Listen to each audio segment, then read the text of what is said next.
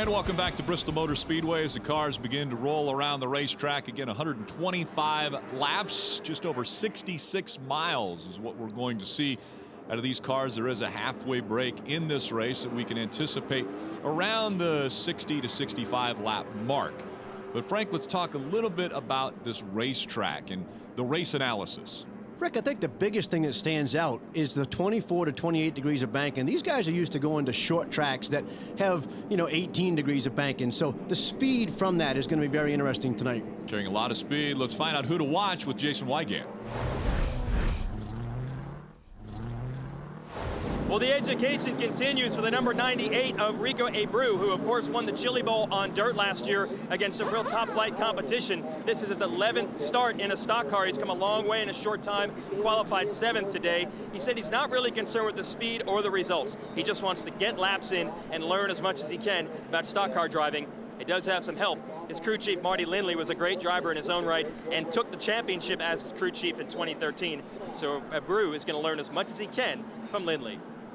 Quite a bit different with fenders on the cars now as he's used to the open wheel racing and racing on dirt. Want to take a look at our starting grid for the Pittlite 125. Jesse Little sets a new track record, and he will start on the inside. Brandon Jones, unapproved adjustments, will have to go to the back. Yeah, and you know what? And Daniel Hemrick, which actually is his teammate, so it's going to be very interesting to watch these two drive up to the field. Back in row 6, Austin Hill, Kaz Gralla. Eddie McDonald's the guy I'm watching in row 8. He won this race here last year. I believe he's going to make a charge to the front. Take a look at the final 4 rows. Jay Beasley, Colin Cabre. And Dylan Bassett. He's got his young brother that's also in the field tonight. So I'll be interested to see how those two do. Little family racing from Bristol Motor Speedway. They're 2x2 as they come out of turn number 4. Jesse Little brings them to the green flag. We're underway. Boy, I'm a little surprised that he chose the inside on this initial start of the race. I think that 9 is going to have an advantage out there. Well, they should have been watching. The Xfinity race was run just before this one, and the preferred line seemed to be on restarts, that outside line. Absolutely, and again, with Larry Mack being there and Chad Little, also his father, I'm just surprised that they didn't help him with that decision. He hasn't been able to clear that 9 of William Byron, and Byron takes the lead early at Bristol. Boy, we've seen Byron lead a lot of races already, haven't we? And it looks as though Jesse Little a little bit loose early on. Do we need to see the tire pressure come up a little bit for that car? We certainly do, and I think one of the things you see, even that 27 right there, you see him slip a little sideways. The interesting thing is these cars actually have a bias ply tire, so you get a lot more movement in the back of the car, and it makes it look a lot looser than maybe it is. That's Kyle Benjamin, the 27. We see the 98 of Rico Abreu trying to make the move on the inside of Nick Drake. He's not able to make that pass. Again, I'm thinking the preferred line is going to be a little bit higher today. I do too, but I do think that if you've got your car really free with these bias ply tires, because you can slide them sideways more, you will see some passing on the bottom. I think somebody that gets their car freed up enough, could make a pass for the win on the bottom. Nick Drake in that 15, the Napa Auto Parts number 15, holding steady up on the high line. Just in front of him, the 34 of Scott Heckert. I think the interesting thing for these guys is you've got to be so patient, because that bottom line isn't going to be the preferred line all the time until you get your car working well. You've got to be patient and not try to go down there and lose spots. Good thing is they're giving each other some room. They're the 15 of Nick Drake, able to surge in front of Rico Abreu, but Abreu still holding tough on the bottom of the racetrack. Yeah, Enrico does not have at all much asphalt experience. I mean, he comes from the world of outlaws and a lot of dirt racing and stuff, so he's been impressive. I mean, just to go and run in the top 10 is very difficult in this series. And he did that the last time out, got his first top 10 finish when we were at Greenville Pickens, got 9th place finish in that race. He still continues to work that low line and is caught back up to the 15 of Nick Drake. And you got to believe with his World of Outlaw experience that he wants to get up there on the cushion, but he just can't get there. There's no hole. Yeah, the cushion right up next to the wall, but of course on concrete, we hope you don't get into the wall. Out in front of the field, it's still William Byron. He's led all 10 laps after getting by Jesse Little on the initial start of this race. And he's looking to check out. Things are going well for the 9 of William Byron at Bristol Motor Speedway. Stay with us. Green flag racing continuing as the 9 of William Byron has caught up to some of the slower traffic and beginning to put cars a lap down.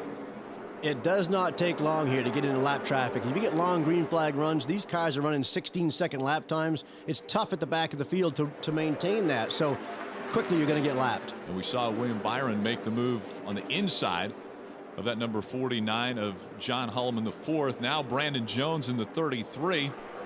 And this is one of the guys that the team put him in a bad situation. They made an adjustment that wasn't approved, put him to the back of the field, but he's already passed 12 cars here, moving up to 15. So he's going to be at the front before it's over. Another one of the young drivers. He's just 18 years old, out of Atlanta, Georgia. Already has a win under his belt in the K&N Pro Series. Yeah, and he's signed up by Richard Childress. I think he's a Richard Childress development driver, so a bright future for this young man. And Frank, as a car owner, do you look to the K&N Pro Series for maybe some young talent to see these kids come up and maybe make it up into the Xfinity and the Cup Series? Well, if I haven't, I certainly should be. I look at the list of guys that have come out of this series lately. Trevor Bayne, Austin and Ty Dillon, Chase Elliott, Kyle Larson, Joey Logano, Darrell Wallace Jr. I mean, the list goes on. And these are bright guys that are winning at the Sprint Cup level, winning at Nationwide, winning at Trucks, all from this series. You mentioned winning. Austin Hill started the season off winning at New Smyrna in the K&N Pro Series East opener. Right now he's fighting for position, trying to hang on to that spot. Kaz Gralla making the move to the inside of him. He's been fast all year, and that's the fun thing about this racetrack right here. We just saw Irwindale a few weeks ago. Same type of deal. It's with the banking where you can pass on the inside and pass on the outside. That progressive banking has really helped this type of racing. And it looked like we were almost going to be 3 wide there. Nick Drake moved up the racetrack. Looked like Austin Hill was going to try to make it 3 wide. Bristol and 3 wide. I don't know if those two go together. They have ever since they've done the progressive banking, but certainly before it used to be bump, bang, beat fenders all day long. Now they've actually got room to race. Short track racing, move the guy out of the way if you want the position. But now, as you mentioned, if you can make your car work on the bottom or the top, you can make moves around this racetrack. And you're starting to see that. You're starting to see that bottom come in a little bit. And again, that 3 car, you can see the yaw a little bit in that corner, in that car, in the corner. That just allows him to be able to keep the throttle down off the corner, not get up into that 15 car, where normally, the Cup cars here actually get really tight on the bottom. So because of the radial tires, I believe. Kaz Gralla still working the bottom of the racetrack. Nick Drake on the high side. Those two continue to fight for the spot. Yeah, Nick's a young man out of Mooresville, North Carolina. He's got a shop right out there in the midst of it. So great effort for him here tonight. Nick hanging tough on the outside. Austin Hill waiting for an opportunity back there in the 22 as Kaz Gralla getting a little bit of momentum now, making a little bit of a move on Nick Drake. He just keeps inching. You got to be so patient down there. You just want to you drive up there and just want to go by the guy. And the caution has come out for the first time. It is the 6 of Devin Amos. Looks like he hit the wall pretty hard. Yeah, and I'll tell you what, he's happy that they've got an interliner here at Bristol. This is the one track in Dover that the K&N East Series actually runs interliners in their car because of the high speed. So big benefit right there. So this will be the first shot at a restart that anyone will have on William Byron. Looks like he's tore up pretty good right there. Probably bent the A-frame. They're going to be needing to go behind the wall and get some repair work done on this thing. A lot of damage. Again, there's a halfway break in this race, so we're not going to see anyone diving onto pit road to try to make adjustments to their cars. Let's take another look at how this happened. Yeah, it looks like he just, again, probably a melted bead. Some of these guys probably aren't used to actually just quite a bit more brake heat than you'd think here. And let's go back down to Jason Wygant. Tell us a little bit about Kaz Gralla and his progressions. Guys, keep your eyes on the number 3 of Kaz Gralla. Not where he wanted to be in qualifying outside the top 10, but he said his car was really better on the long runs than it was on the short. Plus, he was going to be starting in the outside. He says he's got a goal here, and that's to enter high and exit low, and he thinks using that line, he can make enough passes to get to the front. Right now, battling for a top 5 early. So the high entry, hopefully Kaz Gralla's friend, as the green flag back in the air. We're back underway at Bristol. And William took the outside. He knew from that initial side of the race, I'm going to take the outside. But, wow, look at that. Kyle Benjamin passed for the lead on the bottom. Incredible restart for Kyle Benjamin. He jumps out in front, and William Byron loses the lead. And all our outside restart deal just went out the window right there. The preferred line for Kyle Benjamin was definitely the bottom of the racetrack as he's jumped out in front of William Byron. That was an impressive move. I did not see that coming. Clearly, he's got his car freed up very well tonight. J.J. Haley just in front of the 98 of Rico Abreu. Abreu maybe got a little bump there from the 0-4 of Ronnie Bassett Jr. There's some serious battling going on right here. Battle for sixth. It looks like about 10 of them battling for one spot. 51 of Dalton Sargent making the move on the inside, trying to get by that 20 of Daniel Hemrick. And that's a guy that started at the back. I thought that was Danica for a second. Look at that car. I'm used to the GoDaddy car, but oh, around goes to 71 of Eddie McDonald. And so now Eddie McDonald trying to get it refired and going again as the second caution comes out. Now he looks like he's got a flat left rear, but interestingly, Rick, they do not run interliners on the left side of the car at Bristol. And Eddie McDonald disappointed, I'm sure, in this situation. He was last year's winner of this race. Well, it's a guy I said at the beginning that I was going to be watching for him to challenge for the win tonight. So yeah, a little disappointment right here for him, but I do believe he can come back and maybe salvage a top 10. Will not run for the win, I don't believe. Definitely seeing a left rear tire flat. You saw him go way up the racetrack trying to get out of the way, knew it was bad, and then he ends up spinning. Everybody did a great job right there avoiding him. All right, let's go back down to Jason Wygant on pit road. Well, a tough break here for Eddie McDonald, who won this race last year. Now, last year he did come from 13th to first. This year was trying to do it from 16th to first, but he knew he was going to need some luck to do it. He said he'd have to nail every restart perfectly. Unfortunately, it has not worked out this time. Crew's going to work on it, but he's going to have a long way to go. Looks to me like he's raising the track bar up there quite a bit, trying to free this thing up. And now they're going to do an adjustment in the left rear with a long adjuster, which interesting, they probably don't have the high adjusters like we run in a Sprint Cup car because of the fact that you don't do pit stops here. You'd want to just keep the weight out of the car. So that's why that ratchet is so long right there. So Eddie McDonald making his way back out on the racetrack. A lot of success for Eddie McDonald, actually the most experienced as far as wins go in the K&N Pro Series East in this race. He has 7 wins. And it was a year ago that he was able to get his most recent win, and that was right here at Bristol Motor Speedway. Yeah, his dad owns the racetrack up there in Lee, New Hampshire. I've known him for a long time. He's actually won a lot of races throughout New England, ACT tours, challenged for a couple of championships. I think top 5 a couple of times, second maybe one year on the K&N series, so great little racer. We're going to line him back up and get ready for the green flag here at Bristol Motor Speedway on NBCSN. Now for the restart on the outside, Kyle Benjamin, your race leader, will start on the outside. William Byron will see if he can get as good a restart as we saw Benjamin get the last time by on the bottom of the racetrack. 2 by 2, green flag back in the air. Wow, what a great jump by Kyle Benjamin. He was not wanting to have somebody on the inside going in turn 1, was he? And Kyle Benjamin, great restart. William Byron now trying to fight for that 3rd position. Casgrala on the outside in the 3.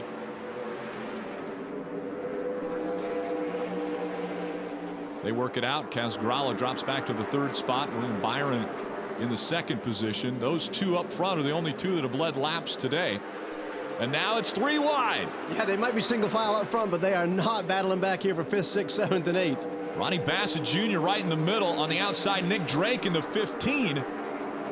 You know what's amazing, Rick, is we have not seen a lot of crashing, a lot of smashing into one another. I mean, these guys, for young kids, are doing an exceptional job here at this high-speed racetrack. Yeah, normally at Bristol or Martinsville, the short tracks that these guys run in, you'll see them use the bumper. You'll see them maybe catch a fender, spin a guy out. We haven't seen hardly any contact today. I've not even seen a guy go up and really get into the outside wall unless it's been a flat tire. I mean, so that's really impressive.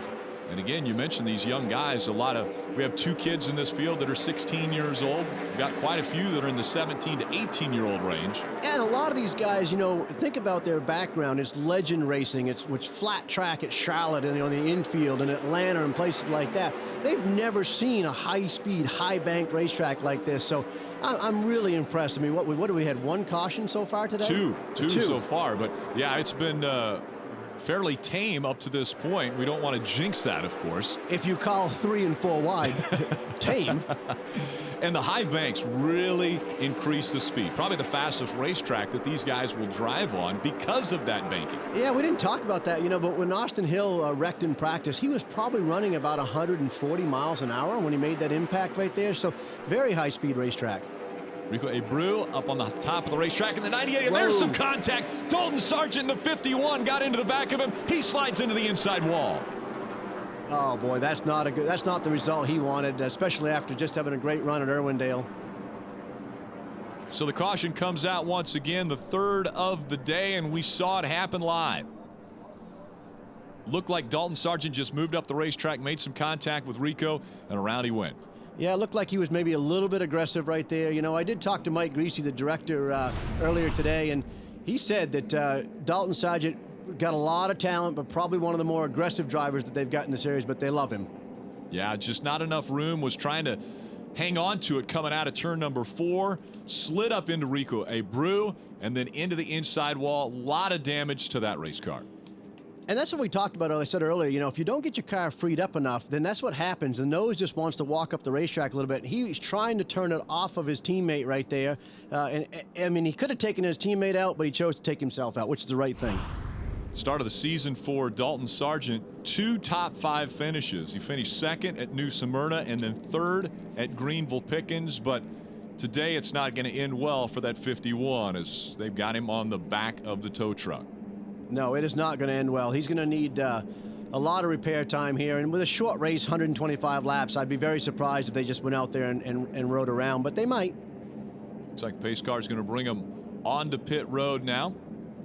Now, I wonder, Rick, is he going to get the opportunity to work on this thing under this little break that we have here? That would help them be able to get that car repaired and get back out on the racetrack if they don't call this a red flag situation.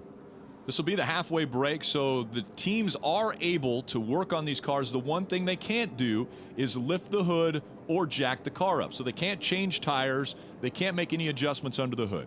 Yeah, I mean, basically you can do fuel if you choose to. I don't know that people will because you don't want to put a lot of extra weight into the car. But you can adjust the air pressures of the tires that are on the car, and I think you'll see some guys doing that. So we've had a few cautions. The first little contact there between 2 cars. We'll be back. The pace car is off the racetrack. Green flag back in the air. Another great restart by Kyle right here. Kyle Benjamin jumps out to the lead now. William Byron in the 9 on the bottom of the racetrack, trying to hold off that 34 of Scott Heckert on the high side. Scott Heckert, what an exceptional job for him. You know, his background is a lot of road racing, so they're very impressed with what he's done last year over at Harry Scott Motorsports, and it continues to do this year. Yeah, you mentioned success on road courses. His 2 wins are on road courses, VIR and Watkins Glen. Yeah, like I said, though, Mike Greasy, the director at Harry Scott Motorsports, he's been very impressed with how he's helped them with their road course program, but watching him transition to be an exceptionally good oval track driver has been very positive for them. I'm starting to see the field move quite a bit higher on the racetrack. We're not seeing anyone trying that low line as much. Saw a little bobble there out of the 5 of J.J. Haley. I think what that comes from is the fact that these guys now, we had the Xfinity race earlier today with their Goodyear rubber, but now this bias ply rubber, these guys have been running the top, really getting it rubbered in, where now the bottom is just much more difficult to pass. Brandon Jones in the 33, after qualifying 2nd, had to go to the back after unapproved adjustments. He's made a pretty valiant effort of moving toward the front. Now he's racing for position with Gray Galding in the 12. Yeah, he's made a heck of a charge. And his teammate, the 20, who also went to the back, and he's 1 spot ahead of the Gray Galding right there. So both of them have come up through the field together. Brandon Jones has a win in the K&N Pro Series, but his career best finish at Bristol is 8th. So he's looking to improve on that today.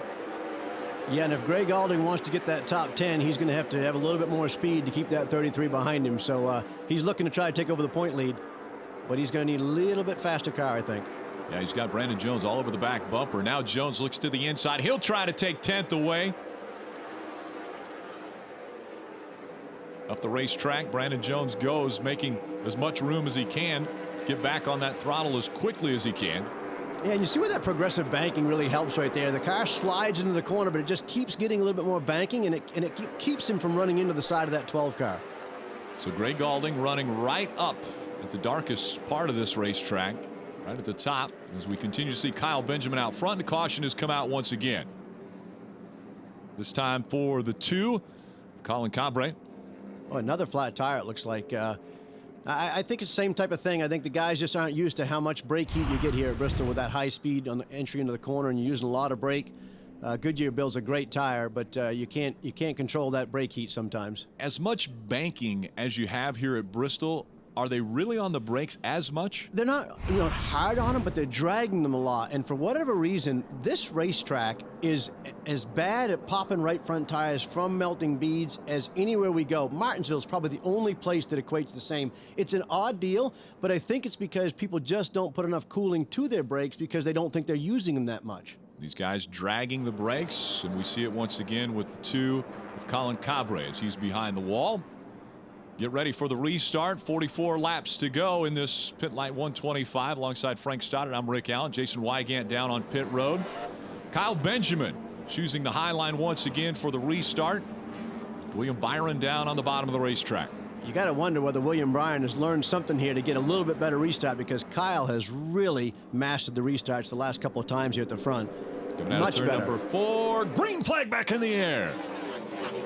Much better. The nine's actually able to go down in the corner with him this time. Not going to be able to get up there, but much better restart. Kyle Benjamin once again surges out in front. William Byron running in the second spot. Casgrala back there in third. Kyle just keeps driving away. We haven't been able to give him a whole lot of love here, but this young man, this is a family-owned operation. His dad, Steve, heads up the operation. They have a program with Roush where they're a Roush-affiliated driver, a development driver, but they don't work on the cars. Roush does not work on the cars and give him a lot of technology. It's his dad in that program, so very impressive for them that they're able to do as well as they're obviously doing here today with not having, a 5-car conglomerate like H. Scott Motorsports with Justin Marks has, who's won the last 2 championships. So I'm really impressed with the job Kyle Benjamin's done here today.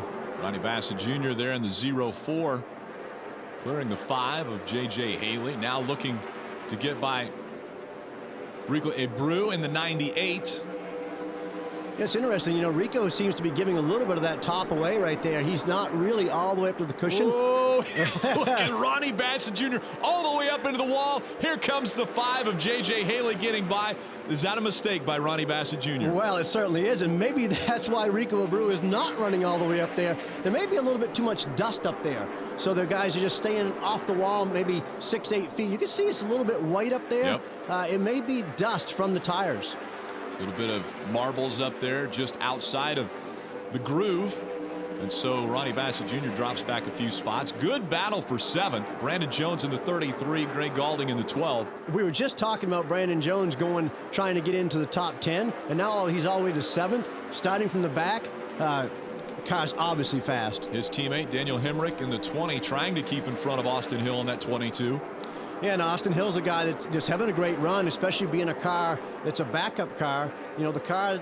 This is the car that he actually won earlier this year, and he finished 4th with, but they wrecked their brand new car in practice. So for them not to have a lot of practice time with this car, really good comeback for them. Very impressive run for that 22 team, but obviously a good car that he is behind the wheel of. Tight racing now. Ronnie Bassett Jr. trying to get back some of the spots he lost. Pretty aggressive moves now as he gets right up on the back bumper of Greg Galding. Well, you got to know that he's... Cautions come out once again. This time it looks like debris on the racetrack is what we're hearing from NASCAR. And so they bring the yellow flag back out. We're going to see another restart, Frank. I think that's what all the fans like to see. I do. I like to see a little bit of steam out of the radiators occasionally, and we haven't seen a lot of that yet. Steam out of the radiators, but not out of the ears of the drivers, right? No, we like to see that too. Rick, it's Bristol. I mean, we need like helmets thrown and things like that. That's what the crowd comes to see. Looks like the shell off of a tire. So another tire, yeah. Another tire issue. That's the debris that has brought the caution out once again. That thing's still smoldering. You can tell how hot it is. Things are heating up here at Bristol Motor Speedway as the field will get back in line 2 by 2. We'll have another shot at a restart. That means William Byron will have another shot at Kyle Benjamin. when they get 2x2 again. And it's been Kyle Benjamin that has looked the most impressive on these restarts. Yeah, certainly. Well, really, all race long, he's been the most impressive car. I mean, he's been able to just drive away and really hasn't had, other than the restarts, and the last couple, he just drove away and hasn't even been pressured hard. You mentioned the successes that small team has been able to have. Well, they've never won before. Could today be the day that Kyle Benjamin gets to victory lane? Stay with us here on NBCSN. And welcome back to the Pittlite 125. We're 2x2 once again here at Bristol Motor Speedway. Laps winding down in this, the third race of the KN Pro Series East. Kyle Benjamin will be on the outside. William Byron on the inside. Kyle Benjamin, your race leader, chooses the high line for the restart. Casgrala in the 3 on the inside of row number 2 has looked strong on these restarts as well. Green flag back in the air. This is go time right here. These guys know the checkered flag is in their sight here. We gotta make our moves right now. And William Byron, a great job on the restart as he goes down the backstretch, still door to door with a 27. Contacts made. Here comes William Byron out of turn 4. Can he take the lead away? Oh my goodness, a thousandth of a second separating the two as they cross the start-finish line. Kyle Benjamin still in front. What a battle. We just said it's go time, and William Byron knows it. They stay side by side, a little bumping and banging there on that last restart, but now giving each other quite a bit of room, and Kyle Benjamin back out in front. What a great restart that was. Rico Abreu in the middle of 3 wide. He's got a lot of work to do there, doesn't he, Jason? Guys, Rico Abreu in that number 98 was fifth at one point. Really strong, looking for his best career finish in a stock car.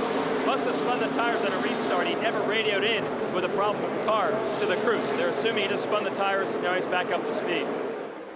Back up to speed, and he was right in the middle of 3 wide. You don't want to be there.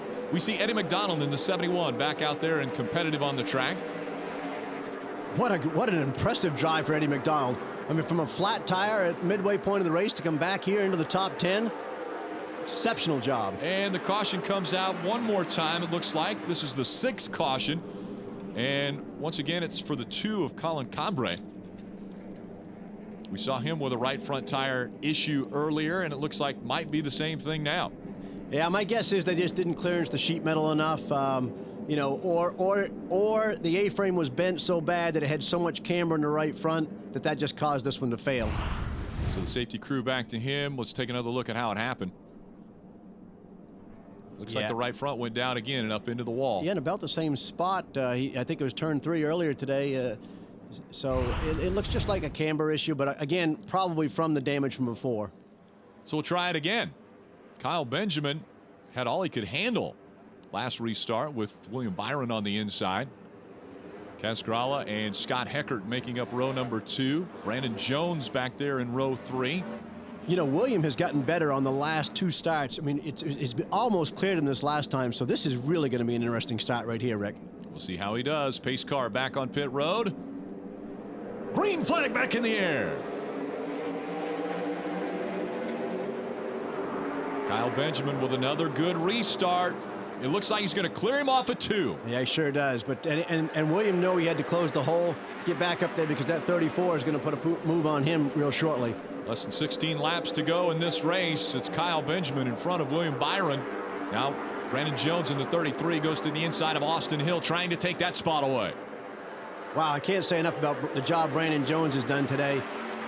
To drive all the way from the back of the field after qualifying so good.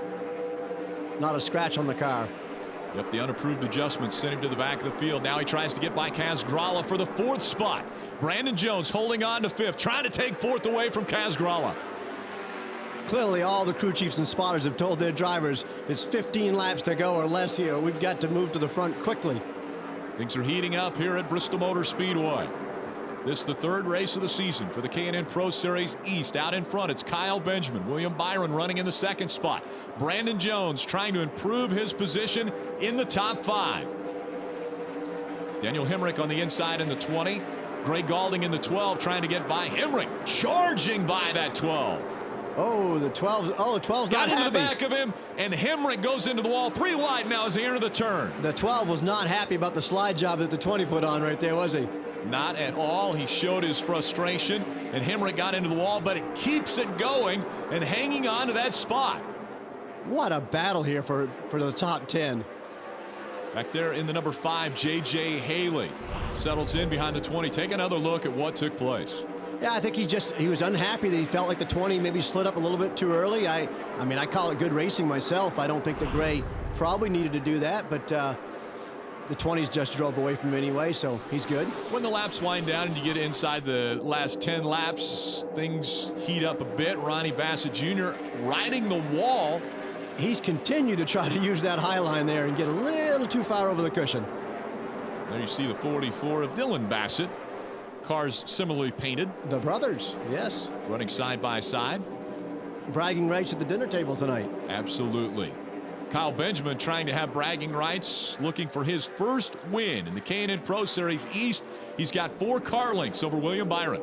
You know, my one tip for Kyle would be when he's got this fast of a race car, slow down just a little bit so we can talk about you a whole lot more, because we've been watching these battles back here for 8th, 9th, and 10th, and he's just driving away. Yeah, but I'm sure when he sees that checkered flag so close to him, he doesn't want anything to go wrong. And so many times we hear drivers say when they have a big lead and they're out in front, that's when they start to hear the sounds of the cars making that's not supposed to be making. We start to hear the vibrations or feel the vibrations in the car. I promise you, you know, he's got everything he can do inside the car. The guy that's probably the most nervous right now is his father. He's got to be just doing laps around the inside of the racetrack. He's pacing on the infield. Gray Galding trying to hold off Nick Drake in that 15 as well as the 40 of Travis Miller. Haven't talked a lot about him, but a good run for Travis. Really good run, and he's trying to make the move on the bottom, which right now, late in the race, with everybody taking the top, in order to get some spots, you've got to go ahead and try that. David Garbo in the 31. Also running that low line. Nick Drake still trying to hold that position as he tries to reel in Gray Galding. Good battle here for third. Kaz Gralla on the inside. Scott Heckert on the outside. You know, we've seen Kaz Gralla a lot today on the bottom. His car has been one of the most freed up cars here, and he's been able to make those passes. Scott Heckert moves to the high side, takes a position away from Kaz Gralla. Now the laps wind down. Under 3 to go for Kyle Benjamin out in front. He's got a car that's buffering between he and William Byron in the 9. Yeah, that's nice to see for him. Young man looking in his mirror saying, okay, I've got a little bit of breathing room here. Just got to bring it home 2 more laps. 2 laps to go for Kyle Benjamin. Career best finish for him coming into this race. 3rd at Dover back in 2013. Isn't that interesting? 2 concrete racetracks. His first start, he finishes 3rd at Dover. Now he comes here to Bristol, and he's well on his way. 1 more lap, he can get the win. White flag in the air. Less than a half mile to go for Kyle Benjamin. He's got the yellow rookie stripe on the bumper, but he's going to graduate today from Bristol Motor Speedway, making his way through turns 3 and 4. Kyle Benjamin's going to win at Bristol. Oh, what a great day. What a great day for the family. Roush Racing development driver. Everybody's happy, I'm sure. Started in the 8th position and wins at one of the most famed racetracks in NASCAR. Rick, think about the people that Jack Roush has helped develop, put it on his driver's list. I mean, Kurt Busch, Greg Biffle, Carl Edwards, David Reagan, and now young Kyle Benjamin. What a joy to see.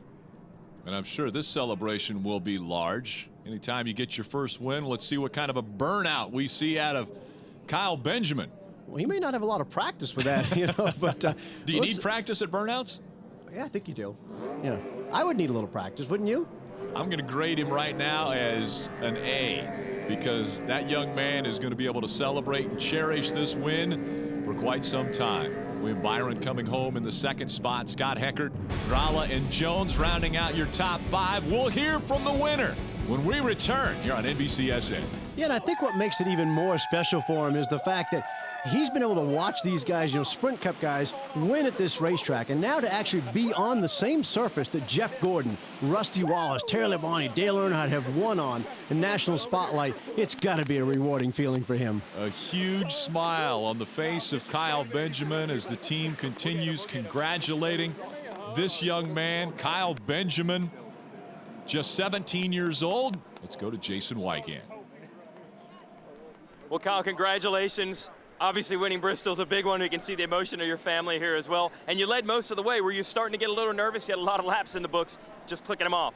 When you lead a lot of laps like that, it makes you really nervous because you don't want to lose it at the end when you've been a fast car like that. So it's always hard. You're always praying that nothing happens. And my heart dropped because I saw some debris on the track.